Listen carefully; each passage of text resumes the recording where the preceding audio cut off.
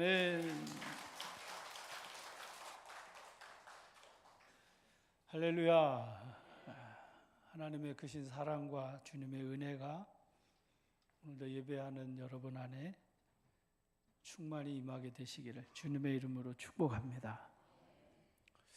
어제 우리 권사님 기도하셨던 것처럼 탄자니아 또 인도네시아, 캄보디아 선교를 위한 바자회와 이웃 사랑을 위한 바자회가 은혜 중에 마치게 돼서 너무나도 감사한 마음이 있습니다. 수고하신 성도님들과 참여하신 모든 분들을 위해 하나님의 은혜가 갑절로 임하게 되시기를 주님의 이름으로 축복합니다.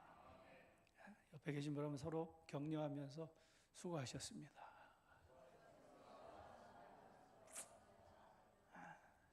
정말 수고하셨습니다. 감사합니다. 한 번 더 축복하면 좋을 것 같아요. 솔로몬이 성전을 짓고 그 성전에 두 기둥을 세웠는데 오른쪽의 기둥을 야긴이라 부르고 왼쪽의 기둥을 보아스라고 불렀는데요. 옆에 계신 분에게 당신이 야긴과 보아스입니다. 한번 하실까요? 시작.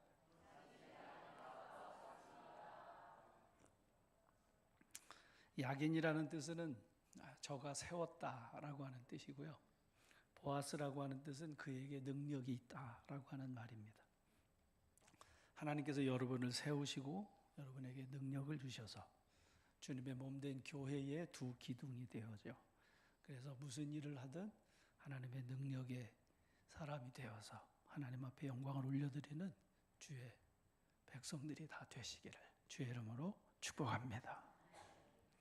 선지자 이사야는 52장에서 이렇게 하나님의 말씀을 선포합니다.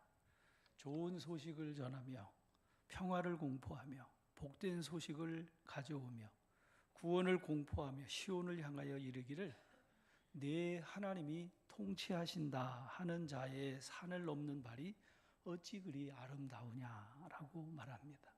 같이 해볼까요?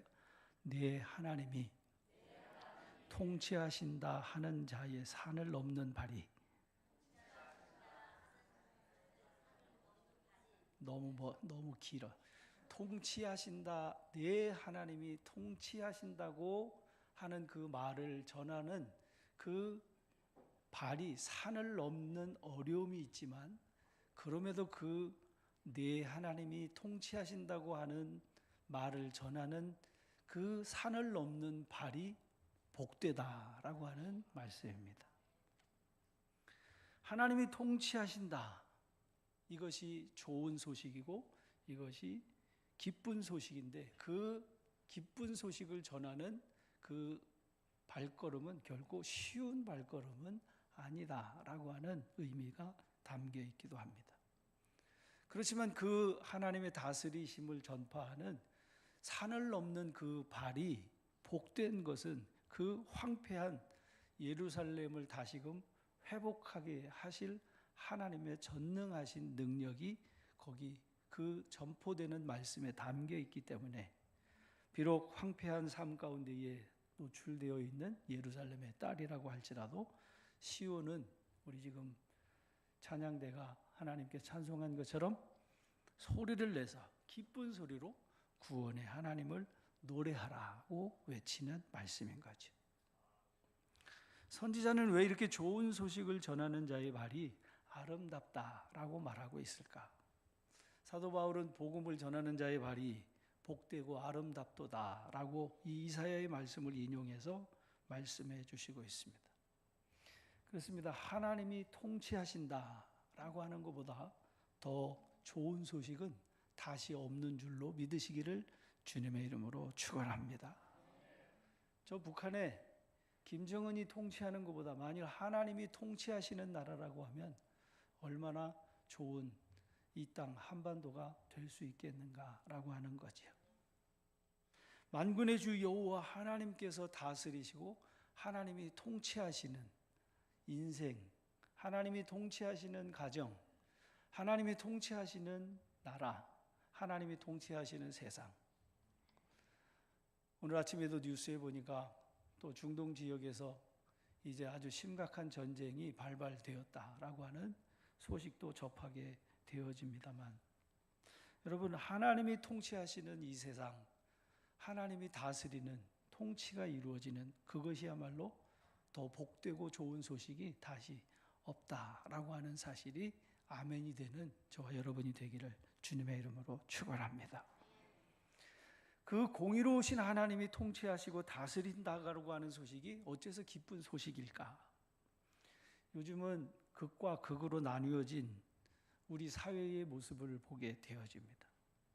그저 내 편이면 잘했든 못했든 그저 내 편이면 다 편들어주는 세상, 옳고 그름에 상관없이 무엇이 바른 것인지 상관없이 그저 내 편이면 다 덮어지게 되는, 이것은 공정도 아니고 공의도 아니고 그것은 공평한 것이 아니라고 하는 거지. 공의는 한쪽으로 치우쳐지지 아니한 공정함에 있습니다. 여러분, 좋은 소식, 복음이라고 하는 그 복음에는 여러분 하나님의 의가 담겨 있다라고 로마서 1장에서 말씀해 주시고 있는 말씀을 보게 되어집니다. 로마서 1장 17절에서 그래서 이렇게 말씀합니다. 복음에는 하나님의 의가 나타나서, 좋은 소식인데 그 좋은 소식의 첫 번째는 하나님의 의, 하나님의 공의가 담겨 있다라고 하는 것을 사도 바울은 말씀해 주시고 있다는 말씀입니다. 늘 말씀을 드렸습니다만 히브리서 9장 27절에 있는 말씀과 같이 사람이 몇 번 죽어요? 한 번 죽는 것은 정한 것이고 하나님의 심판이 있으리니 라고 말씀합니다. 그렇습니다. 사람은 한 번 죽음을 맞이하게 되어집니다. 모든 사람은 죽음 아래 놓여 있습니다. 피할 수 없는 진실이고 분명한 사실입니다. 다시 말하면 죽음 아래 있다는 얘기는 죄 아래 있다는 말이기도 합니다. 그래서 모든 인생의 가장 큰 괴로움은 바로, 가장 큰 죄는 바로 이 사망입니다.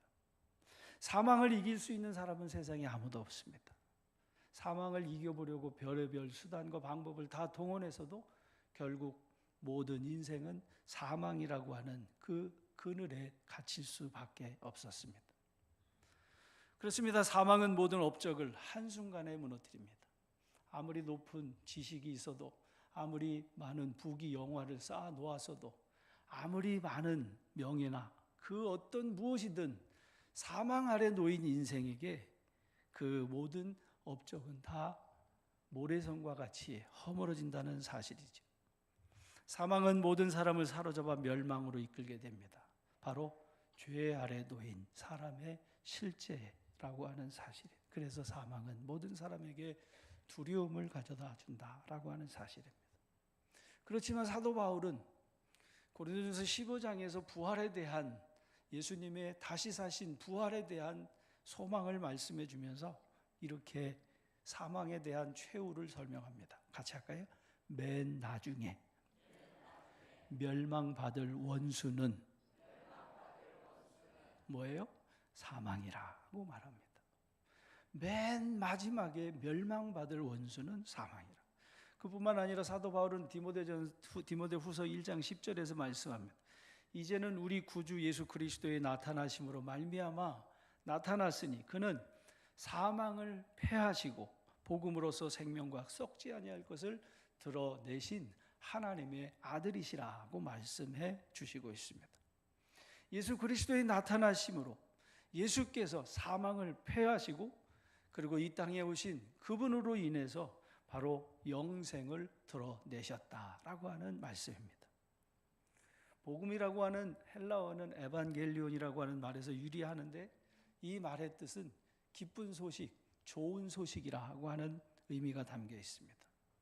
이 기쁜 소식의 그 첫 번째, 좀 전에 말씀드린 대로 하나님은 의로우시다라고 하는 하나님의 의가 첫 번째 복음의 소식이라고 하는 겁니다. 한번 같이 할까요? 하나님은 의로우십니다. 대개 복음하고 좋은 소식 여러분 생각하면 그저 하나님이 우리를 다 받아주신다 이렇게만 생각하는데, 아니요, 결코 복음이 그렇게 말하지 않습니다.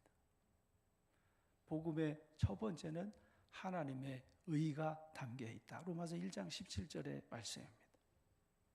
하나님의 의가 나타나서 믿음으로 믿음에 이르게 한다라고 말씀하는데, 여러분 여기서 공의롭다고 하는 얘기는 하나님은 그 어떤 쪽으로도 치우치지 아니한 완전하신, 완전히 의로우시되 공평하신 하나님이시라고 하는 말입니다.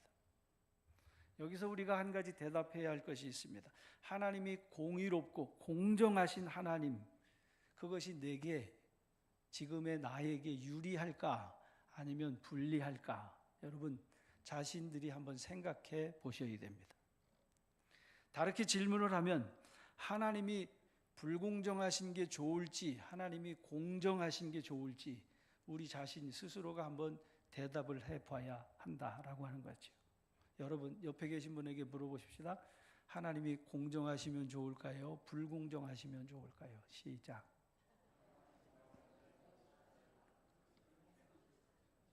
어떠면 좋을 것 같아요?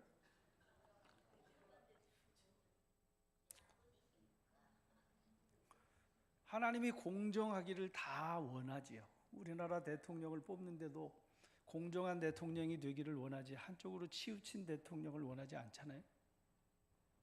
그래서 우리가 새로 뽑은 대통령도 정의와 공의의 공정에 대해서, 상식에 대해서 그래서 얘기해서 많은 사람들의 민심을 얻어서 대통령에 선출된 거 아니겠어요? 하나님의 공정하심은 여러분 세상 모든 사람들이 다 자기가 부족하고 연약하고 모자라도 그래도 그 심판만은, 그 최후의 권력만은 공정하기를 원한다라고 하는 사실인 거죠. 그러면 여기서 다른 한 가지를 질문해 봅니다. 그러면 그렇게 공평하신, 공의로우신 그 하나님 앞에 여러분 공평하시다고 하면 죄를 지은 흉악범에 대하여 가증스러운 죄악을 범한 범죄자에게 공평하신 하나님이 그냥 다 덮어주고 용서해주고 그냥 다 없는 일로 쳐줘서 그냥 아무렇지도 않게 무죄 석방하는 게 좋겠습니까? 아니면 범죄자를 향하여 하나님의 엄중한 심판이 있는 게 좋겠어요? 옆에 계신 분에게 한번 다시 물어봅시다. 하나님이 대충 덮어주시는 게 좋을 것 같습니까? 하나님이 엄하게 심판하시는 것이 좋겠습니까? 한번 시작 물어보세요.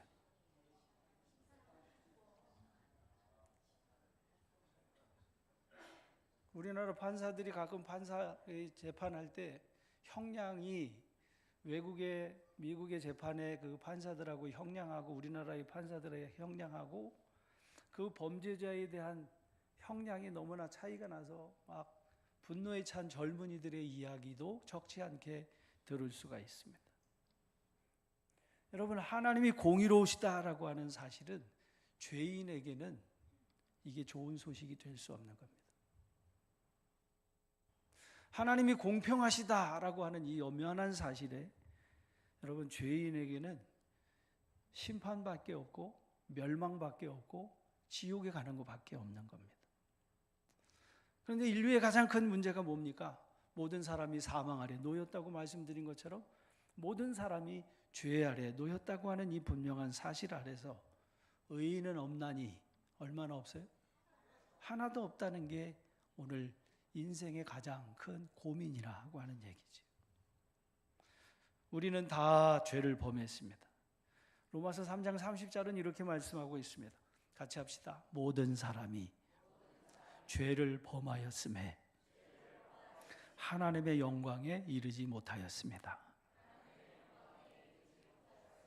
모든 사람이 다 죄를 범했다라고 이미 선언했습니다.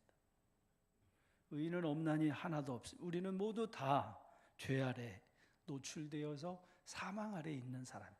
자, 그러니 하나님의 공의로우심, 그리고 우리는 하나님의 그 공의는 그 공의대로 정직한 대로 하나님께서 죄 지은 대로 심판하는 것이 우리가 더 바라는 하나님이라고 한다면 내 자신을 그러면 죄인이라고 생각했을 때 그 하나님의 공의 앞에서 나는 어떤 형벌을 받는 것이 마땅할까? 여러분 한번 생각해 봐야 하지 않겠습니까?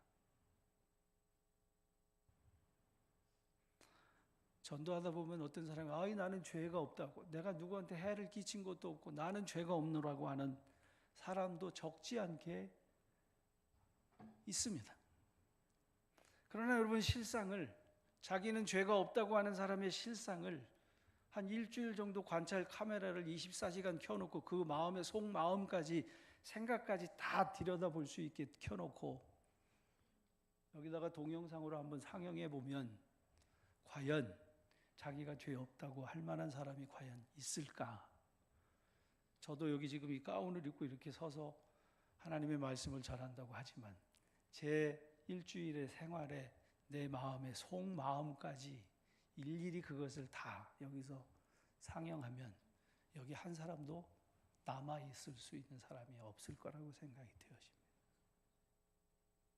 우리는 다 부족하고 다 연약합니다. 다 하나님의 영광에 우리 자신의 의로는 누구도 그 앞에 설 수 없다는 것을 압니다. 이게 진실입니다. 성경이 그것을 이미 선언했고, 그리고 저도 알고 여러분도 아는 사실이죠. 우리는, 하나님은 의로우시지만 우리는 하나님께 불순종한 죄로 인해 하나님 앞에서 가장 큰 심판에 이를 수밖에 없다는 사실이죠. 한 가지 예를 들면 이거지요. 한 강도가 여러분이 가장 사랑하고 아끼는 그 누군가에 해를 끼쳐서 생명을 끊게 했다고 생각해 보시기 바랍니다. 여러분이 정말 그를 붙잡아서 판사 앞에다 세웠습니다. 판사가 여러분의 가족을 죽인 그 사람에게 말합니다. 그 판사가 나는 사랑이 많은 판사입니다. 내가 당신을 용서하는 이유입니다. 하고 그를, 나는 정말 가진 방법을 다 동원해서 그를 판사 앞에 형벌을 받게 하려고 잡아다 세웠는데 판사가 당신은 나는 사랑이라 나는 더 이상 죄를 묻지 않겠다라고 그냥 무죄 석방해버린다면 여러분, 그 판사에 대해서 여러분 어떤 마음을 가질 수 있을까 한번 생각해 보시기 바랍니다. 견딜 수 없는, 가족을 잃은 슬픔보다 더한 분노에 찰 수밖에 없으리라는 이야기죠. 여러분, 만일 하나님께서 공의로우시다면 하나님은 공의로운 심판을 행하셔야만 합니다. 그렇게 공의롭게 판결하시는 유일한 그것, 그 판결의 유일한 한 가지 결정은 우리가 꺼지지 않는 지옥에 던져져야 하는 징벌을 받는 것이 마땅하다고 하는 사실이지요. 그런데 복음에는 하나님의 의만이 아니라 믿음에서 믿음에 이르게 하나니라고 하는 첫 번째 믿음이 나오는데요. 그 믿음이 하나님은 사랑이시라고 하는 믿음입니다. 같이 해볼까요? 하나님은 사랑이십니다. 하나님은 사랑이십니다. 하나님께서는 그 하나님의 그 공의로운 심판을, 공의를 만족시키시려고 하나님의 그 크신 사랑으로 하나님의 독생자 예수를 이 땅에 보내주셨습니다. 예수 그리스도의 그 의로만이 하나님의 공의가, 하나님의 진노가 해소되는 거죠. 폴 워셔라고 하는 목사님이 이 복음에 대해서 설교를 하면서 예수님에 대한 세 가지, 예수의 인격에 대한 세 가지 가능성에 대해서 설교를 하는데요. 제가 그 얘기를 들으면서 어디 가서나 이 복음을 전할 때 이 얘기를 몇 해 전에도 이 설교를 한번 했던 것으로 기억이 되는데요. 세 가지의 예수님의 인격에 대한 가능성입니다. 첫 번째, 예수는 미친 사람이었다라고 하는 가능성입니다. 이 미쳤다라고 하는 얘기는 그렇지 않은데 그렇다고 자신이 믿는 게 미친 거죠. 다른 사람은 다 아니라고 하는데 자기만 그렇다고 우기는 게 미친 사람인 거죠. 그러니까 예수님이 바리새인들에게, 유대인들에게 이 미친놈이라고 하면서 예수님을 미쳤다 그러면서 돌로 쳐 죽이려고 했잖아요. 왜 그랬어요? 예수님이 자기가 하나님의 아들이라고 하니까, 그러니까 유대인들이 그 예수를 돌로 쳐서 죽이려고 했단 말이죠. 그러니까 첫 번째 가능성, 그 유대인들이 말하는 대로 예수는 미친 사람인 거예요. 두 번째는 예수는 거짓말쟁이야. 미치지 않았다면 거짓말쟁이. 두 번째, 왜? 자기는 하나님의 아들이 아닌 것을 알면서도 하나님의 아들이라고 말한다면 그거는 거짓말쟁이인 거죠. 자기가 아닌 걸 아는데, 근데 그렇다고 하는 자칭 예수가 여러분 우리나라에도 얼마나 많습니까? 자칭 메시아라고 하는 거짓된 메시아가 세상에 얼마나 많습니까? 그러니까 그 중에 하나라고 한다고 하면 예수는 미친놈 아니면 미친 사람이 아니면 거짓말하는 사람, 둘 중에 하나 아니겠어요? 마지막 세 번째 가능성은 진짜 하나님의 아들이라고 하는 얘기입니다. 예수는 십자가에 못 박히셨습니다. 그리고 십자가에서 죽으셨습니다. 그때 그 예수님의 죽음을 가장 가까운 곳에서 지켜봤던 로마의 백부장이 고백한 고백입니다. 과연 하나님의 아들이었도다. 여러분, 예수 그리스도의 인격에 대해서 이 세 가지밖에는 없습니다. 때로 어떤 사람이 당신은 선한 사람이라고 예수님께 나와 말할 때에 네가 왜 나를 선하다고 일컫느냐, 하나님 외에는 선한 이가 없느니라고 말씀하는데, 여러분, 예수님은 4대 성인 중에 한 분이 아닙니다. 예수님은 이 세 가지의 인격 중에서 하나, 미쳤든지 거짓말쟁이든지 진짜로 하나님의 아들이시든지. 예수 그리스도는 죄 없으신 하나님이십니다. 완전한 사람이었습니다.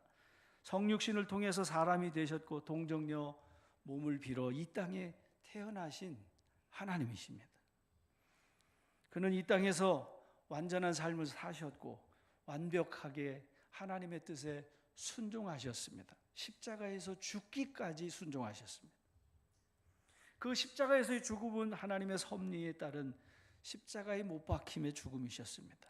십자가에서, 사랑하는 여러분, 생각해 보시기 바랍니다. 십자가에서 무슨 일이 일어났는가?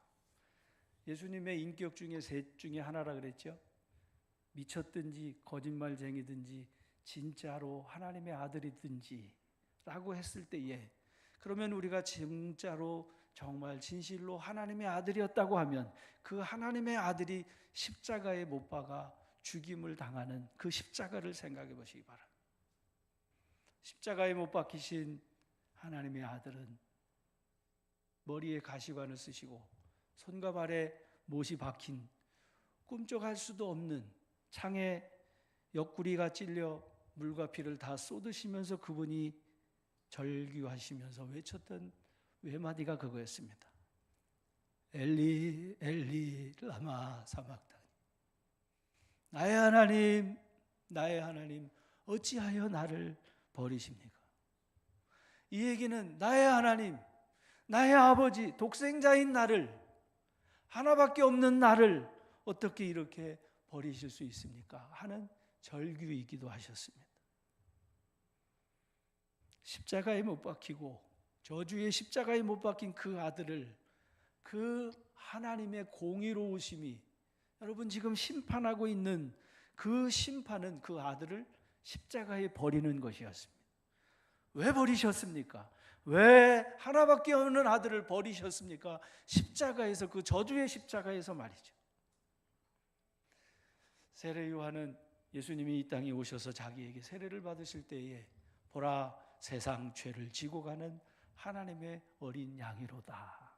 바로 우리의 죄를 짊어지신 까닭에 십자가에서 그 공의의 아버지께로부터 버림당하시는 예수님의 모습이 바로 십자가에서의 죽으심이었습니다. 우리가 마땅히 받아야 할, 우리가 마땅히 형벌로 그 아버지의 그 하나님의 그 공의로 말미암아 심판을 받아야 할 그 심판을 그 아들이 대신 받으신 겁니다. 그가 돌아가셨을 때 우리의 대가를 다 치르셨습니다. 그래서 사도 바울은 갈라디아에서 우리가 그와 함께 십자가에 못 박혔나니, 우리의 죄가 거기서 도말된 겁니다. 소멸된 겁니다. 그게 죄 용서입니다. 이게 복음의 두 번째입니다. 그러나 여러분, 죄 용서에만 그치지 않습니다. 믿음에서 믿음에 이르게 하나니. 사도 바울은 고린도전서 15장의 말씀에서 만일 우리가 죄 용서받는 것만으로 그것으로만 그쳤다고 하면 세상에서 예수 믿는 사람만큼 불쌍한 사람이 다시 없을 거라고 말합니다. 왜냐? 사망이 죽으면 다 끝난다고 말씀한 것처럼 죽으면 다 끝나는데, 죽으면 다 허물어지는 모래성인데, 그러나 예수는 잠자는 자들의 첫 열매가 되셨고 부활하신 생명의 주님이 되심을 믿으시기를 주의 이름으로 축원합니다. 주님은 다시 살아나셨습니다. 그것이 믿음에서 믿음에 이르게 하나니라고 하는 말씀입니다. 바로 하나님의 사랑이 그리스도를 다시 살리셨습니다. 죄 용서만이 아니라 이제는 내 안에 그리스도로 다시 사는 믿음입니다. 사랑하는 성도 여러분, 오늘 본문에 있는 에베소에 있는 말씀에서 이 평안의 복음이 준비한 것으로 신을 신고라고 말씀하고 있는데요, 우리가 한 가지 기억해야 할 것은 우리는 이 복음의 신을 신고 세상을 살아야 여러분 헛된 삶을 살지 않는다라고 하는 사실을 믿으시기를 주님의 이름으로 축원합니다. 제가 예전에 나이 지극히 드신 우리 할머니 권사님들이 성가대에 앉아서 찬양을 하는데 머리가 하얀 할머니들이 이 찬양을 부르는 거예요.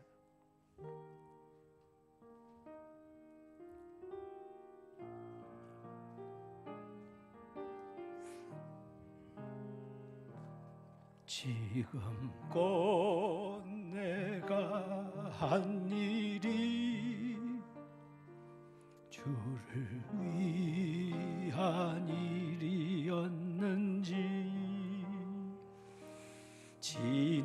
지나간 세월 돌이켜 주님 앞에 아뢰옵니다. 이 한 몸 주를 위하여 목숨 버린다 했으나 주의 영광 뒤로 하고 나의 자랑 앞세웠으니 내가 가는 이 길이 주를 위한 것보다 예수 이름만 파는 가론 유다와 같습니다. 한평생 주를 위하여 변함없이 살겠다던 베드로 같은 믿음이 내게도 있었습니다. 그러나 지금 내 맘속엔 허영과 교만만 있고 주님 지신 십자가를 짐이 된다웠었습니다.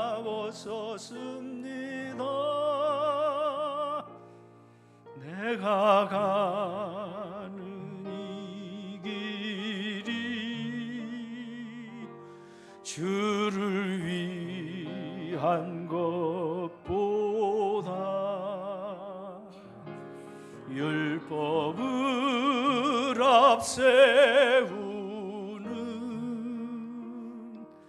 바리새인보다 없습니다. 복음의 신을 신지 않고 기도하고, 복음의 신을 신지 아니하고 봉사하고, 복음의 신을 신지 아니하고 선교한다고 돌아다니고, 복음의 신을 신지 않고 찬양한다고 하고, 복음의 신을 신지 않고 뭐 한다고, 그러니까 여기 가서 문제 일으키고 저기 가서 문제 일으키고, 이거 하느냐고 싸우고 저거 하느냐고 싸우는, 복음의 신을 신으면, 예수님의 마음을 가지면, 여러분, 주님이 그렇게 십자가에서 순종하고 복종하여 죽으시기까지 그 마음을 가지면 어떻게 인생이 헛되다라고 말할 수 있는 삶을 살겠어요?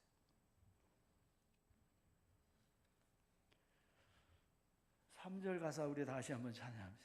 오늘도 복음 들고 쉼 없이 다니는데,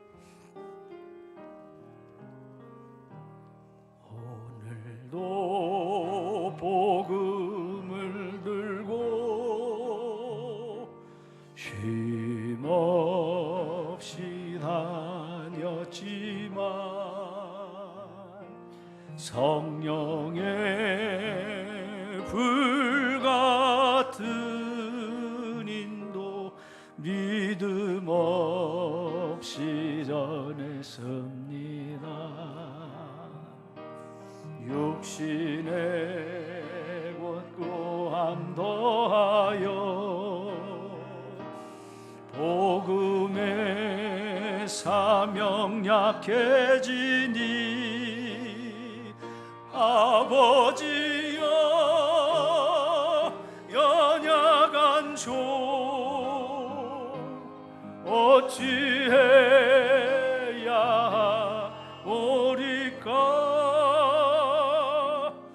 내가 가는 이 길이 주님 영광의 길이라면